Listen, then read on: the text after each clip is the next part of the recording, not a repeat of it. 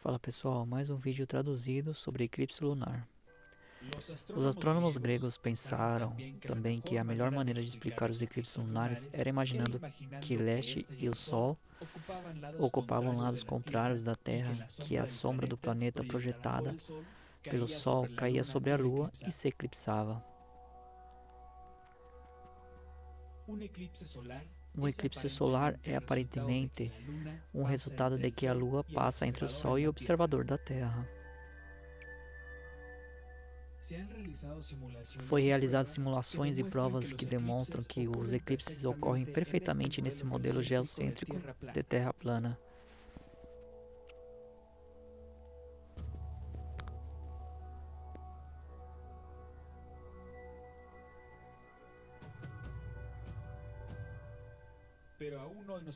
Mas ainda nos perguntamos, será mesmo que a Lua é o que tampa o Sol?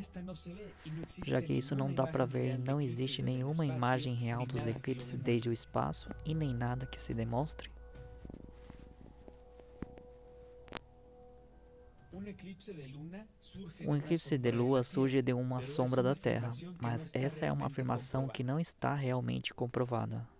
Isso pode parecer muito estranho, mas vamos ver o porquê desde a perspectiva terraplanista. Durante a lua cheia, para ver como todo o disco brilha intensamente, isso é um efeito que desde uma superfície esférica é impossível. Se a superfície da Lua fosse opaca e rochosa no lugar de poluída como um espelho, poderíamos ver simplesmente iluminado como uma parede ou como a face de uma rocha arenosa, distante, mas não poderia brilhar intensamente desde todas as partes como a Lua o faz. Vamos ver 4 fatores importantes para saber a verdadeira topografia ou forma da Lua. Primeiro fator, o fator de conformação. Uma sombra sempre se moverá naturalmente por diferentes tipos de superfícies. A sombra sempre tomará a forma que tem a superfície ou área, revelando a verdadeira forma de um objeto.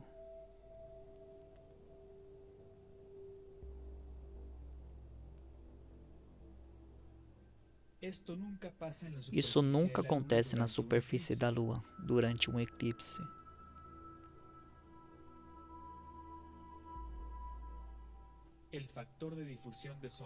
O fator 2, o fator de difusão de sombra. Em uma esfera, a sombra é mais difusa ao redor da borda.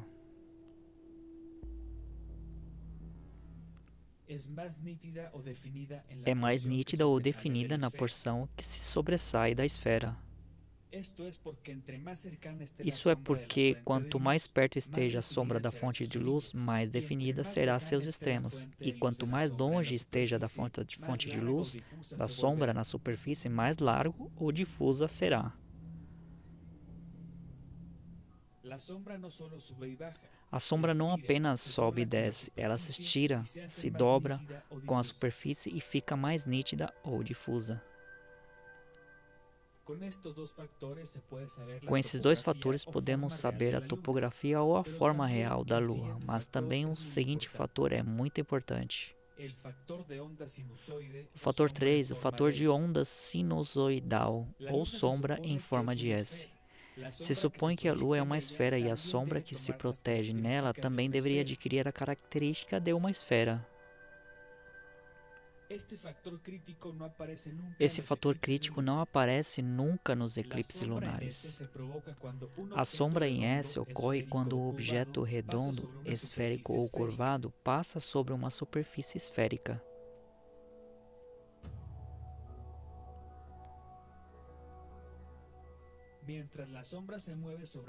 Enquanto a sombra se movimenta sobre a esfera, essa vai se adaptando ao redor de sua.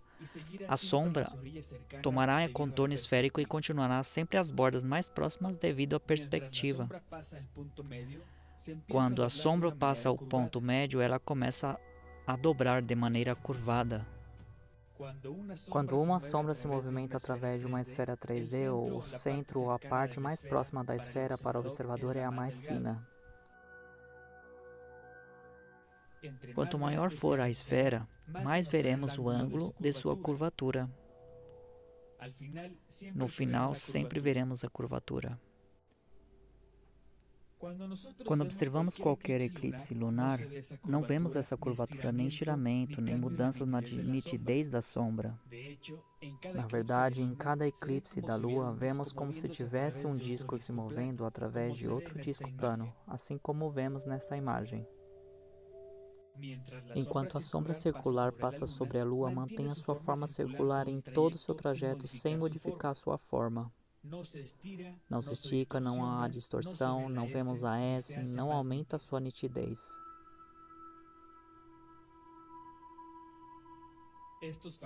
Esses fatores são suficientes para ver que a Lua não é esférica. Mas falta mais um fator para observarmos nos arredores da Lua. E esse é o fator de luz refletida. Um refletor não se esfria quando damos luz e calor. A luz refletida deve ser a mesma cor e propriedades originais.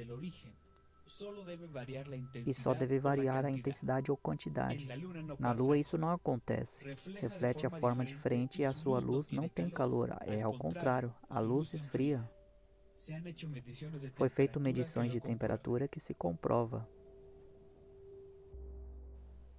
Quanto mais perto está o outro objeto de uma esfera, a luz que estiver refletindo aparecerá. Assim é como se reflete a luz em uma esfera.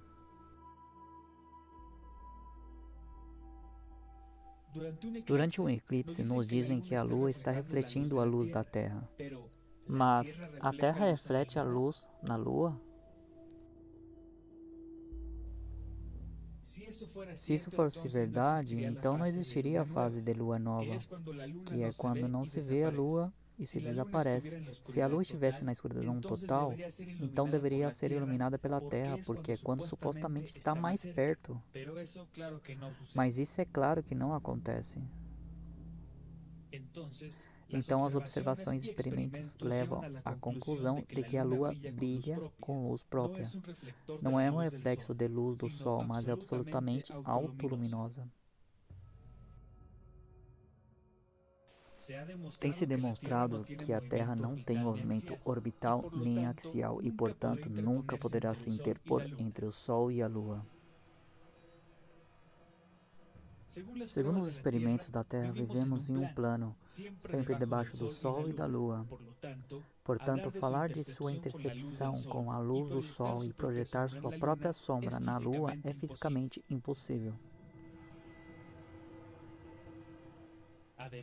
Ademais das dificuldades ou incompatibilidades anteriores, existem muitos casos que se registraram que o Sol e a Lua se eclipsaram quando ambos estavam sobre o horizonte sem estarem alinhados com a Terra.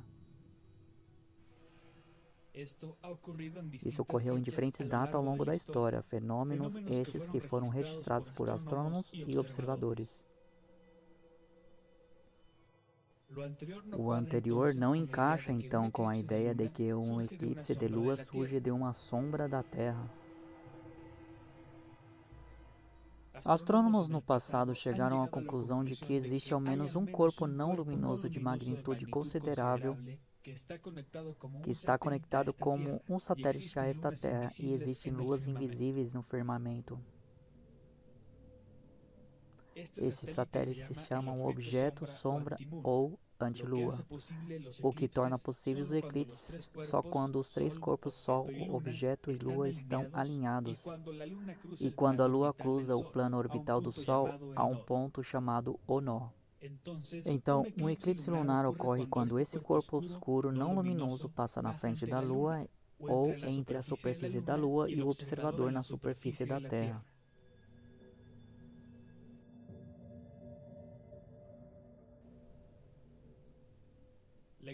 A existência de corpos obscuros que giram ao redor dos objetos luminosos do firmamento tem sido admitida por observadores práticos desde os tempos mais antigos, em que em nossos dias tem se acumulado uma grande quantidade de evidências sobre o tema, que os astrônomos estão obrigados a admitir que não só existem corpos obscuros, mas que ocasionalmente escurecem as estrelas luminosas quando estão em conjunção, mas que existem corpos cósmicos com grande tamanho e que ao menos está conectado com um satélite nessa Terra.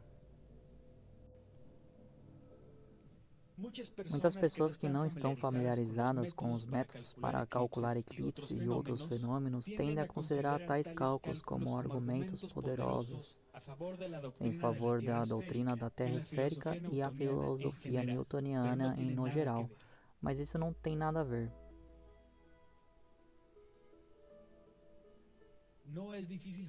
Não é difícil formar uma noção geral do processo de cálculo dos eclipses. Dá para conseguir facilmente mediante observações prolongadas sobre o Sol e a Lua. O eclipse lunar é um fenômeno que acontece em padrões. Ao estudar esses padrões, é possível prever quando ocorrerá o próximo trânsito ou eclipse.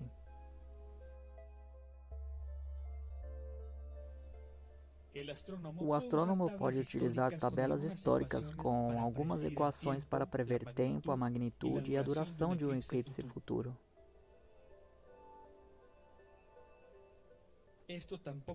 Mas isso tampouco se aplica somente ao eclipse, mas todos os fenômenos recorrentes, como os trânsitos dos planetas, a ocultação de corpos e a precisão dos caminhos através do céu, são previsíveis só porque ocorrem em padrões. Os astrônomos preveem eventos celestiais estudando padrões e calculando quando ocorrerá o seguinte. Na realidade, a NASA admite livremente que utiliza tabelas de ciclos antigos para suas previsões de eclipses. O ciclo de Saros, outros ciclos antigos abatidos, métodos que simplesmente observam os padrões passados no céu para prever o próximo eclipse. É exatamente assim como os teóricos modernos preveem um eclipse lunar hoje em dia. As tabelas dos lugares do Sol e da Lua, dos eclipses, dos fenômenos, etc., já existem durante milhares de anos e se formaram de forma independente entre si pelos caldeus, babilônicos, egípcios, hindus, chineses e outros antigos astrônomos.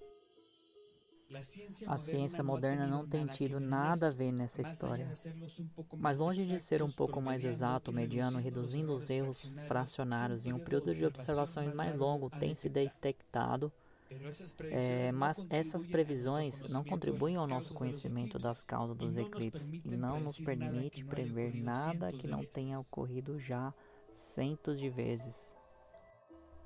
E é isso aí, pessoal, do Coincidência Plana. Essa foi mais uma tradução, com áudio e legenda. Espero que vocês tenham gostado. Não se esqueçam de curtir, compartilhar, se inscrever no nosso canal no YouTube e seguir nossas redes sociais. E esse vídeo, todos os créditos vão para Naouve.